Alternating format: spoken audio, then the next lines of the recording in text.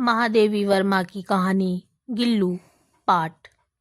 दिन सवेरे कमरे से बरामदे में आकर मैंने देखा दो कौवे एक गमले के चारों ओर चोंचों से छुआ छुअव्वल जैसा खेल खेल रहे हैं।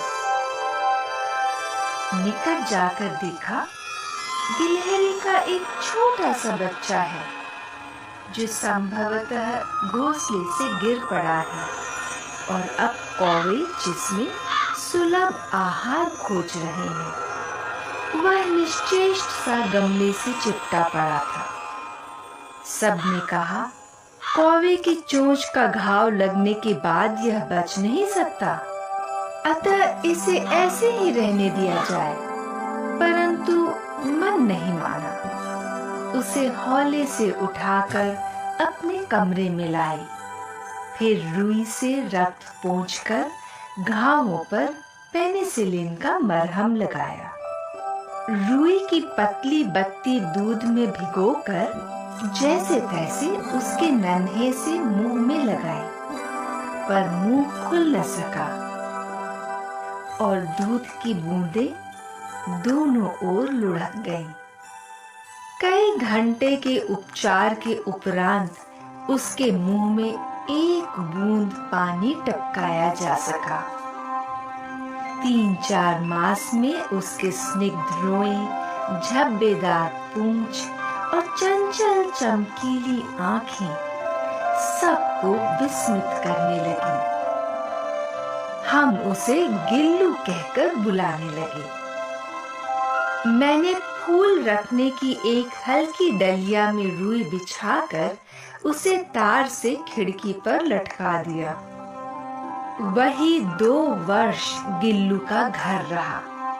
वह स्वयं हिलाकर अपने घर में झूलता और अपनी कांच के मनकोसी आंखों से कमरे के भीतर और खिड़की के बाहर न जाने क्या देखता समझता रहता था, परंतु उसकी समझदारी और कार्यकलाप पर सबको आश्चर्य होता था।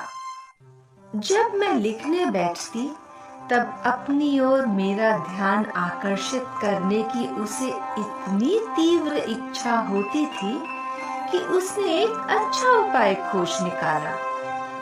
वह मेरे पैर तक आकर सर्र से पर्दे पर चढ़ जाता और फिर उसी तेजी से उतरता। उसका यह दौड़ने का क्रम तब तक चलता जब तक मैं उसे पकड़ने के लिए ना उठती। कभी मैं गिल्लू को पकड़कर एक लंबे लिफाफे में इस प्रकार रख देती कि उसके अगले 2 पंजों और सिर के अतिरिक्त सारा लघुगात लिफाफे के भीतर बंद रहता।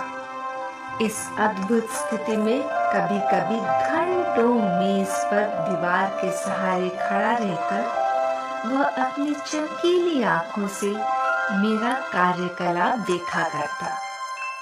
भूख लगने पर चिक चिक करके मानो वह मुझे सूचना देता और काजू या बिस्किट मिल जाने पर उसी स्थिति में लिफाफे से बाहर वाले पंजों से पकड़कर उसे कुतरता रहता।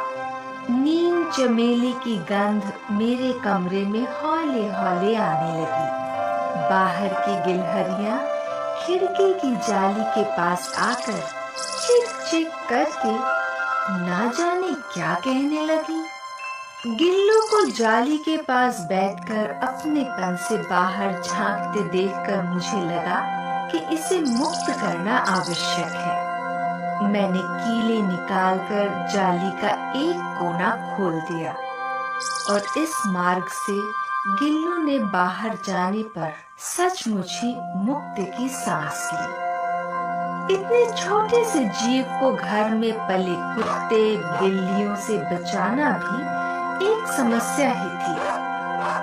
आवश्यक कागज पत्रों के कारण मेरे बाहर जाने पर कमरा बंद ही रहता है।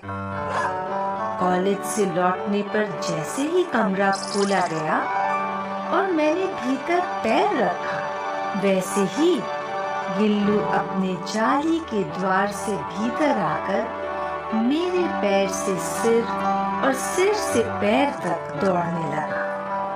तब से यह नित्य का क्रम हो गया। मेरे कमरे से बाहर जाने पर गिल्लू भी खिड़की की खुली जाली की राह बाहर चला जाता और दिन भर गिलहरियों के झुंड का नेता बना हर डाल पर उछलता कूदता रहता और ठीक 4 बजे वह खिड़की से भीतर आकर अपने झूले में झूलने लगता। मुझे चौंकाने की इच्छा उसमें न जाने कब और कैसे उत्पन्न हो गई थी। कभी फूलदान के फूलों में छिप जाता, कभी पर्दे की चुन्नट में और कभी सोन जूही की पत्तियों में। मेरे पास बहुत से पशु पक्षी हैं और उनका मुझसे लगाव भी कम नहीं है, परंतु उनमें से किसी को मेरे साथ मेरी थाली में खाना खाने की हिम्मत हुई है, ऐसा मुझे स्मरण नहीं आता। गिल्लू इनमें अपवाद था। मैं जैसे ही खाने के कमरे में पहुंचती, वह खिड़की से निकलकर आंगन की दीवार बरामदा पार करके मेज पर पहुंच जाता और मेरी थाली में बैठ जाना चाहता। बड़ी कठिनाई से मैंने उसे थाली के पास बैठना सिखाया, जहां बैठकर वो मेरी थाली में से एक एक चावल उठाकर बड़ी सफाई से खाता रहता। काजू उसका प्रिय खाद्य था और कई दिन काजू ना मिलने पर वह अन्य खाने की चीजें या तो लेना बंद कर देता था या झूले से नीचे फेंक देता था। उस बीच मुझे मोटर दुर्घटना में आहत होकर कुछ दिन अस्पताल में रहना पड़ा। उन दिनों जब मेरे कमरे का दरवाजा खोला जाता, गिल्लू अपने झूले से उतरकर दौड़ता और फिर किसी दूसरे को देखकर उसी तेजी से अपने घोंसले में जा बैठता। सब उसे काजू दे जाते, परंतु अस्पताल से लौटकर जब मैंने उसके झूले की सफाई की तो उसमें काजू भरे मिले, जिससे ज्ञात होता था कि वह इन दिनों अपना प्रिय खाद्य कितना कम खाता रहा।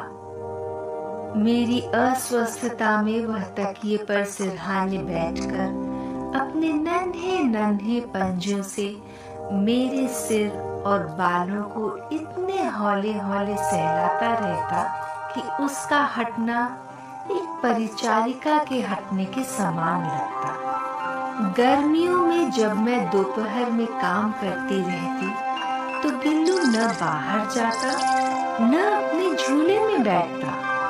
उसने मेरे निकट रहने के साथ गर्मी से बचने का एक सर्वथा नया उपाय खोज निकाला था।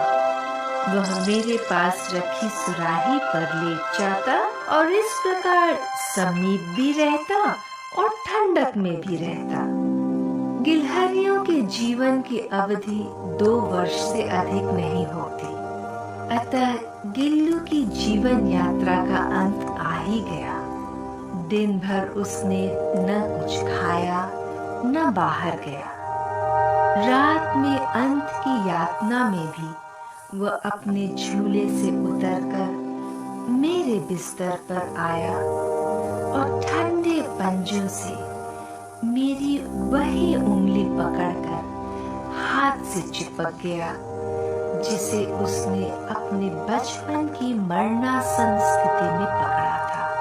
पंजे इतने ठंडे हो रहे थे कि मैंने जाकर हीटर जलाया और उसे उष्णता देने का प्रयत्न किया, परंतु प्रभात की प्रथम किरण के स्पर्श के साथ ही किसी और जीवन में जागने के लिए